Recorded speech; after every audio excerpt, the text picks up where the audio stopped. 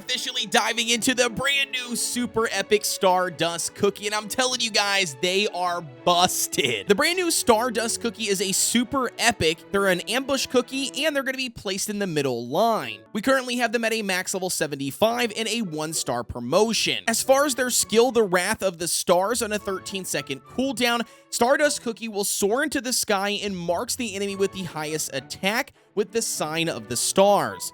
Then he will descend to deal area damage to the enemies, amplifying the debuffs that they receive, and the targets will receive additional damage depending on the number of debuffs they currently have. So essentially, he does more explosive damage according to the number of buffs the enemies have. So if you go up against a team that has a ton of buffs, he's going to be doing an insane amount of additional damage. The Sign of the Stars additionally prevents the target from gaining buffs. It decreases their attack, their healing, and increases the damage that they receive.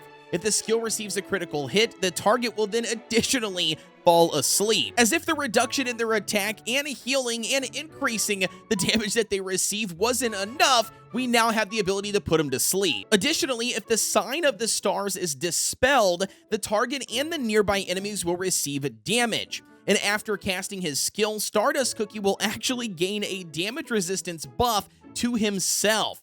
If the enemies are asleep, Stardust Cookie will then summon meteors to attack them. And the craziness doesn't stop there. Check out these multipliers, all right? Obviously, the Wrath of Stars damage is going to be 436% of their attack. The additional damage, according to the number of buffs, is going to be 65% of the attack per buff, which is huge. 65%. We've got the amplifying debuffs by 10% for a total of 12 seconds. The Sign of the Stars, again, that debuff that prevents buffs, is going to last for 20 seconds. It's going to increase the damage received by 35%. It's additionally going to reduce their attack by 30% and their healing by 40%. The area damage is going to be equal to 1,000% of their attack, stacks up to 1 time, and then the damage resistance buff they will receive on themselves is going to be plus 35% for 7.5 seconds. And then last but not least, that meteor damage, again, very minute, but it's still going to be equal to 301.5% of attack. Yeah, if you can't already tell by now, the guy is absolutely stacked and loaded when it comes to his skill and his skill mechanics. 100%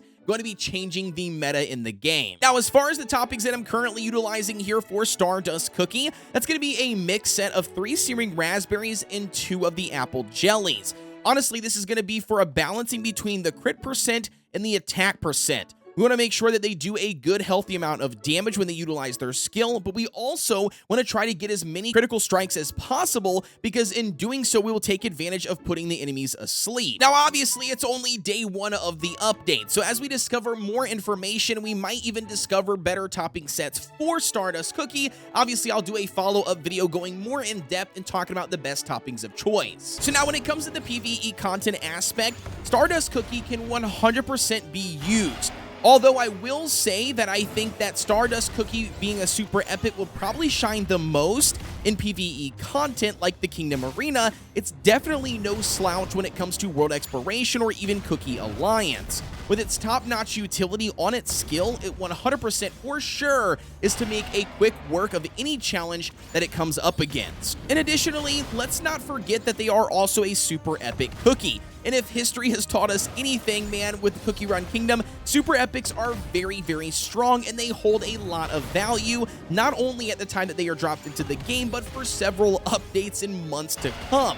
Take a look at somebody like Oyster Cookie, for instance, or even Clotted Cream, or even Sherbert. They are all very strong cookies, and I 100% expect somebody like Stardust Cookie to continue on carrying that legacy. Now, officially diving into some PvP matches, and where I personally think that Stardust Cookie will shine. The team we're going to be testing out is Hollyberry in the front, Blueberry Pie and Stardust Cookie in the center, and then Moonlight and BTS in the back. We've got the Whistle, the Jelly Watch, and the Old Pilgrim Scroll. Alrighty, officially diving into the match here. Let's see how good we do going up against, again, a really strong arena player here and a meta team.